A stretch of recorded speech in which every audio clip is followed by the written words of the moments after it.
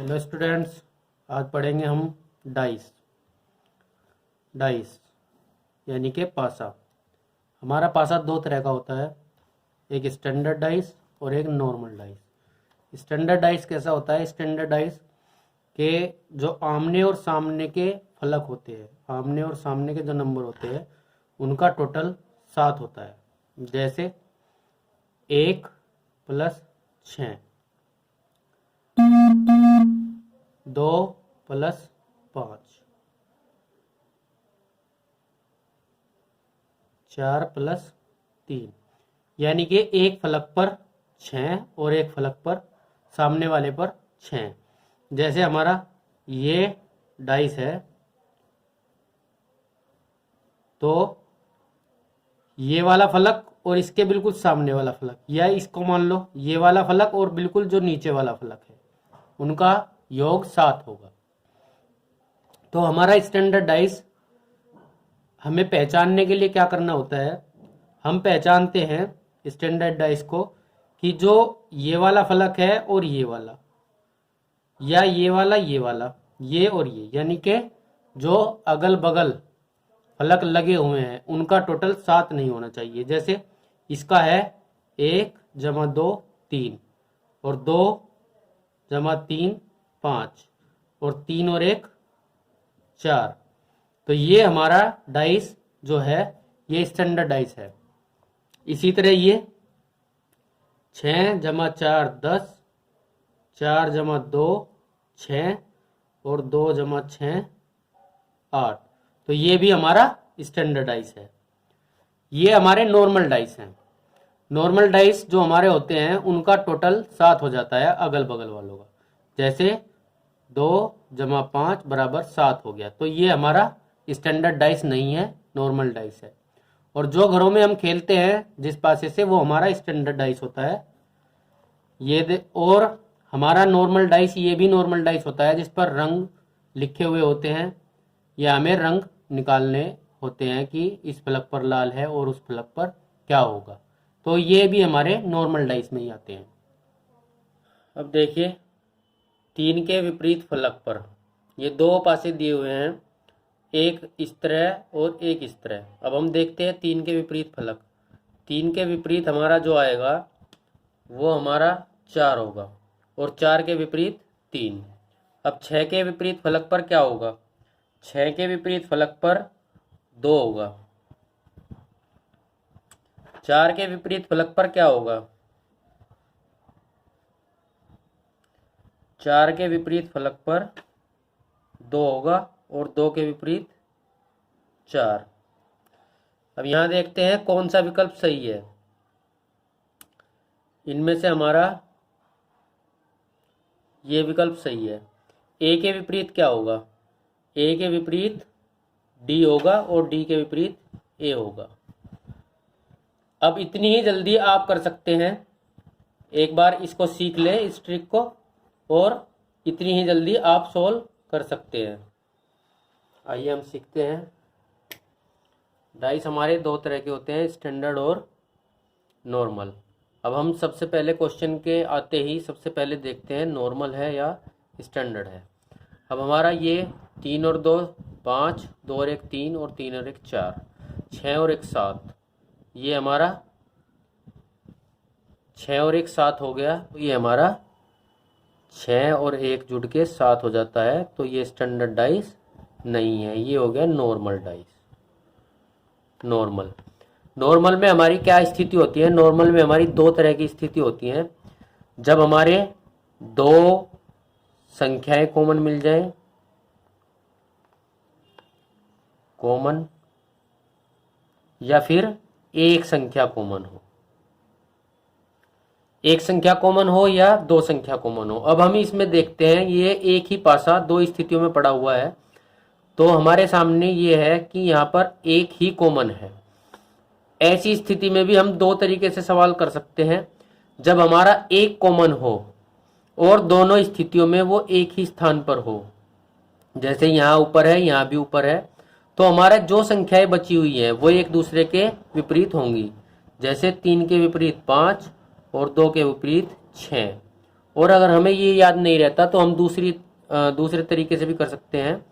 तो हम इसको यहाँ पर लिखते हैं एक, एक के बाद आता है हमारा एक ही साइड से घुमाना है, क्लॉकवाइज घुमा लो या एंटी क्लॉकवाइज, जैसे 1 3 और फिर 6। यहाँ पर देखते हैं यहाँ से 1 कॉमन है, 5 आएगा और फिर 6, यहाँ सॉरी 1 3 2 1 3 2 1 5 6।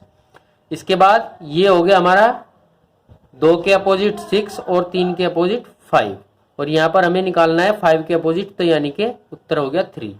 अब हम यहाँ देखते हैं, यहाँ भी वही स्थिति है, यहाँ भी एक कॉमन है, तो यहाँ लिखते हैं 1, फिर उसके बाद 3 और फिर उसके बाद 6। यहाँ पर 1 और उसके बाद 2 और उसके बाद 4, तो हमारा ये हो गया 6 4 के विपरीत और 3 2 के विपरीत, 2 2 के विपरीत है 3। अब यहाँ पर देखते हैं, यहाँ पर हमारा 2 कॉमन है और 3 कॉमन है, बस 2 और 3। जब हमारे 2 कॉमन हो तो तीसरी संख्या अपने आप ही तीसरी संख्या के अपोजिट होती है। यहाँ पर 2 कॉमन है और 3 कॉमन है, 2 कॉमन है 3 कॉमन है, तो 4 और 5 एक दूसरे के अपोजिट होंगी, तो 5 के अपोजिट हो गई 4। यहाँ पर क्या 6 के विपरीत देखना है क्या है, तो हमारा यहाँ पर 2 और 5 कॉमन है, 2 और 5 कॉमन है, तो यहाँ पर 6 के विपरीत हो गई 3, क्योंकि 6 और 3 ही बची हुई हैं। और अगर हम इसको ऐसे भी निकालते हैं क्वेश्चन को, तो भी हमारा निकल जाएगा, जैसे 2 के बाद आया हमारा 5 और 5 के बाद आया 3। यहाँ पर भी 2 कॉमन है, 2 के बाद सीधा हमें 5 लेना है और 5 के बाद जो बचता है वो लेना है। यहाँ पर हमें क्लॉकवाइज और एंटी क्लॉकवाइज दोनों तरफ घुमाना पड़ेगा, क्योंकि यहाँ पर 2 के बाद ऐसे 5 है और यहाँ 2 के बाद ऐसे 5 है, तो हमें ऐसी संख्याओं का ध्यान रखना होगा जो एक दूसरे के बाद हैं और 2 कॉमन भी हैं। तो हम इस तरीके से सवाल निकाल सकते हैं 3 और 6 से।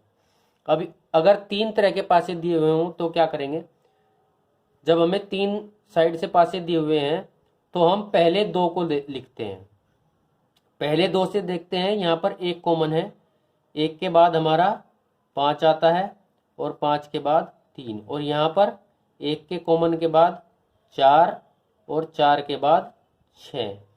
तो यहाँ पर हमारा 1 के विपरीत कुछ पता नहीं चला कि क्या है, बस हमें पता चल गया 5 के अपोजिट 4 है और 3 के अपोजिट 6 है, तो 1 के अपोजिट जो बची हुई संख्या होगी वो होगी। 1 के अपोजिट बचता है क्या 2, तो 1 के अपोजिट 2 होगा। अब हम इसे वेरीफाई करते हैं दूसरे से, इसको बंद कर लेते हैं और यहाँ पर यहाँ से शुरू करते हैं, 4 है फिर 6 और फिर 1, तो 1 के अपोजिट क्या हो गया 2 और 3 के अपोजिट। अब हम देखते हैं खुला पासा क्या होगा। ये हमारा है खुला पासा, ओपन डाइस। इसमें हमें डाइस खोल कर दिया हुआ होता है, तो इसमें हमें क्या करना होता है, हमें पूछता है वो x के अपोजिट क्या है, या फिर y के अपोजिट क्या है, या फिर b के अपोजिट क्या है। तो हम क्या करेंगे, यहाँ पर हमें खुले पासे में क्या करना होता है, जैसे हमारा एक खाना है ये, फिर दूसरा, फिर तीसरा, तो पहले और तीसरे खाने का जो संख्याएं होती हैं वो एक दूसरे के अपोजिट होती हैं। जैसे x के अपोजिट z, y के अपोजिट a, और b बचा और c, b के अपोजिट c। इसी तरह यहाँ पर देखते हैं, ये पहला खाना है, ये तीसरा खाना है, तो इसके अपोजिट हो गया हमारा ये, और इसके अपोजिट हो गया ये। अब बचा ये और ये इसके अपोजिट हो गए, ये इसके अपोजिट, ये इसके अपोजिट। यहाँ पर देखते हैं, ये पहला खाना है, ये तीसरा खाना है, तो ए के अपोजिट होगा सी, ये पहला है, ये तीसरा है, तो ये हो गया बी के अपोजिट ई, और बचा ये और ये, तो डी अपोजिट हो गया एफ के। यहाँ देखते हैं, यहाँ भी वही है, इसके अपोजिट ये अब क्या बचा हमारा, इसके अपोजिट ये,